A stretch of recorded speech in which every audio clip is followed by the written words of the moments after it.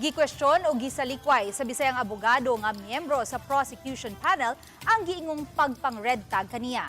Mibisita sa law school din sa Subo si Attorney Amando Ligutan kinsa usa sa mga abogado nga makita karon sa nagpadayong impeachment trial batok sa Vice Presidente. Namuong si Ligutan sa mga umaabot nga abogado ug may pasabot kabahin siyang gihimo karon ug nganong importante ang pagpangayog accountability sa mga anaa sa kagamhanan. Napangutana siya sa post karon nga milink kaniya sa usa sa mga lawyer organizations. Dugang sa abogado, pagpangdaot lang kadto kini apan dili siya matarong sa ilang gihimo karon.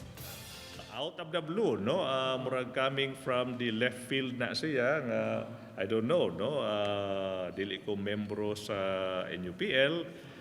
Ay girespetar nako ang NUPL ug ang ilahang mga gibuhat para sa katawhan, pero ma-surprise lang ta nganong i-appeal ta. Usa na sa ako ang nakita nga siguro strategy na aron ma-distract ang ato ang attention, no, but sorry, no, dili ta ma-distract sa ato ang panuyuan nga mo trabaho